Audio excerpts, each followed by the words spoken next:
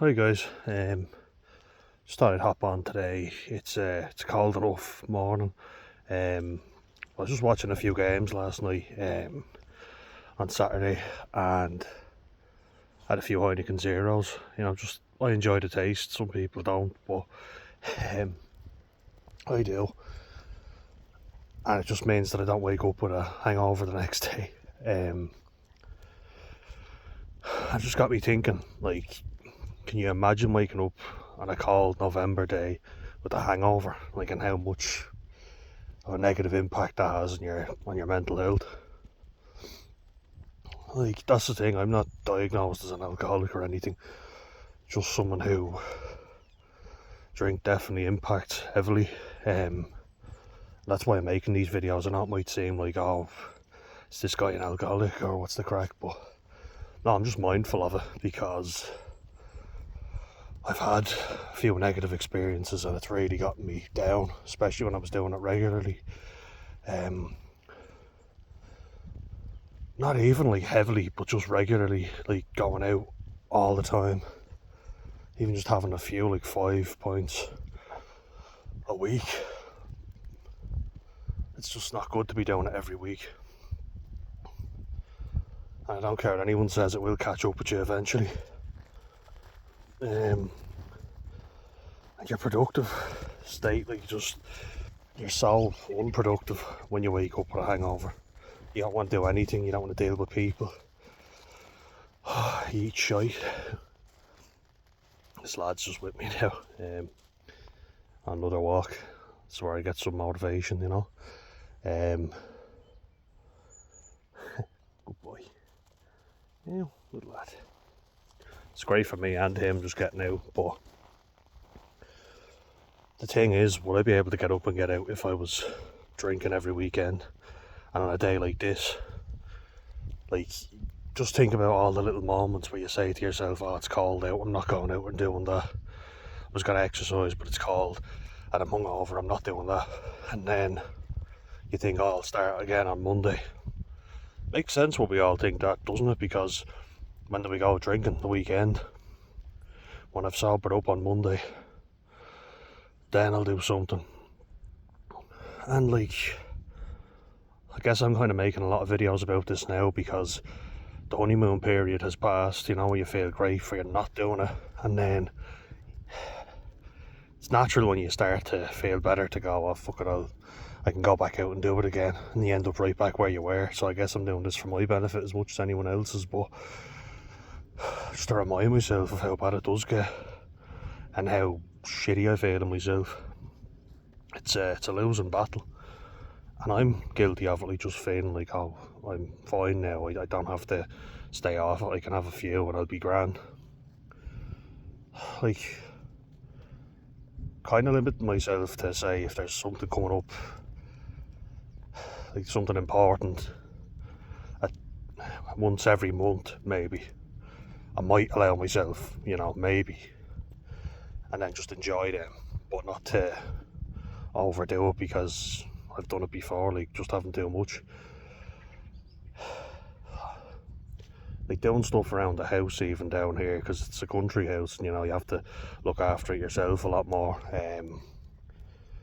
Doing the grass and setting up, we've a little lawnmower, so like when my mum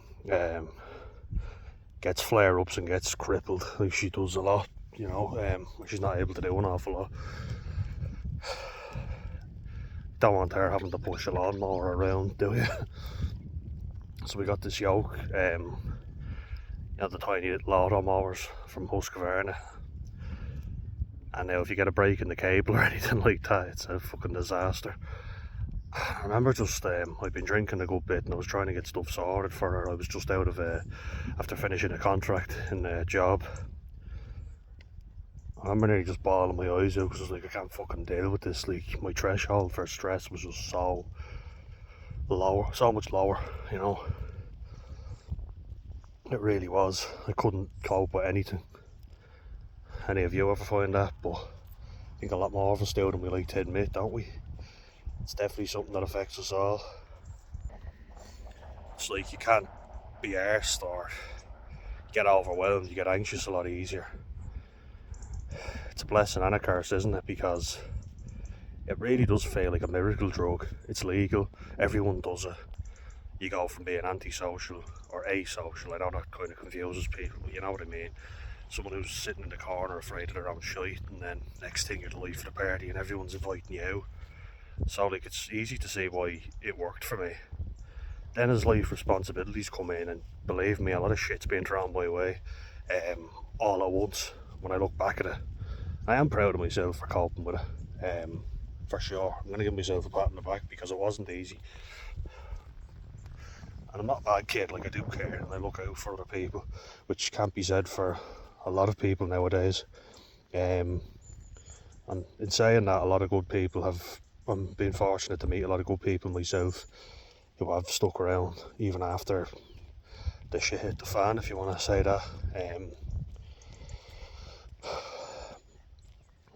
But sadly, like, just taking it easier and giving up alcohol isn't the only thing. Like, I have to do this every day just to stay well. I've been getting a lot of negative thoughts recently, so you do have to stay on top of it. You got to do stuff every day for yourself. I keep thinking back to, did I leave rugby too soon, or did I give up too easily? No, look, I knew it was going to happen. I knew eventually, like, it was bound to be too much, because I was nearly getting sick every week. And like, then the stress chemicals were still floating around my system. As soon as I was done my game, off I went to drink. So I think playing rugby was a big trigger. As I know they say play sport, but like, you do drink an awful lot when you're off, especially in Ireland. I know the GAA have a problem with it as well, whether they want to admit it or not. Rugby's kind of always had a reputation for heavy drinking across the globe. But yeah, like, working your arse off to get fit, which I was, like, and I was doing well.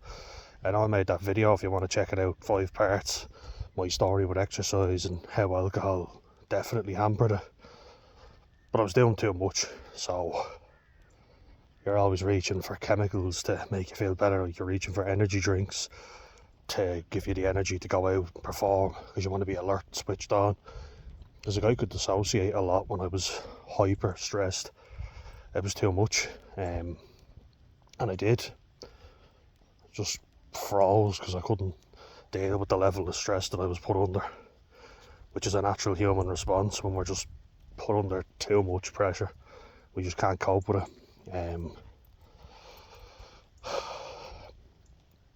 Which meant that you go off to work, you go play your game, you wanna wind down, but you're crawling into bed dying, don't sleep very well, you wake up with a fucking lifting headache.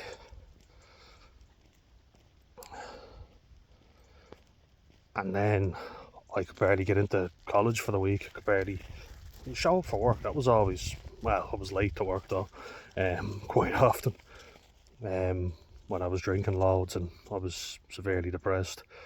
Luckily now I've gotten that sorted, and I managed to get in to everything on time. It's much better now, for sure. But does it have to get to the point where you are medically diagnosed as an alcoholic for you to go, oh, now I'll do something about it? I don't want to get to that stage. And I've never been one that has to have it every day. But like I said, when I was younger, I thought it was this miracle because it just made me more sociable and got rid of every insecurity I had while I was drunk, of course. And you can see how that can become an addiction. Because imagine, once it fades off, the anxiety comes back tenfold. So what do? You reach for more and more and more, and then and more. Your body just breaks down because it's physically killing you as well as mentally. your liver, your heart, your kidneys, every organ really. Your brain fucks that up royally, which we don't even think about. Whether we want to or not now, I don't know, but people always gave out to me for smoking. Said a few drinks is okay, but smoking will kill you. You kind of like, well, both of them will kill you. You know, it's not as if one is safer than the other. They're both going to do damage.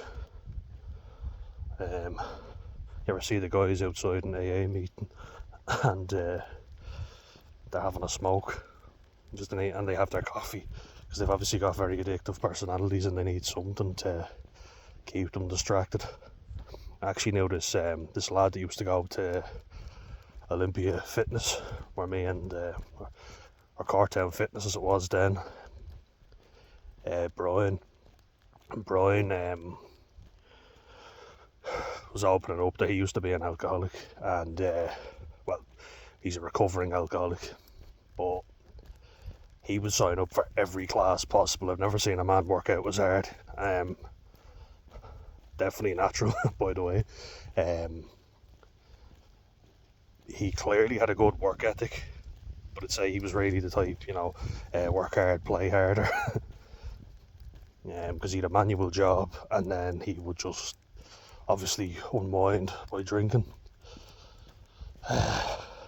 So it's important to keep on top of it and just notice how little you get done when you're hungover and when you're drinking a lot. And stick with it even when you feel like the days are just hard, trust me, they're not going to last forever. Just a little thing to update you, and hope you are all doing well. Started raining now, but this lad's getting a bit soaked. Good boy. Good lad. Oh, he's enjoying it though. He's a good fella, he keeps me well. I love him to bits. On that note, alright, we'll see you in the next one, guys. Please like, share and subscribe.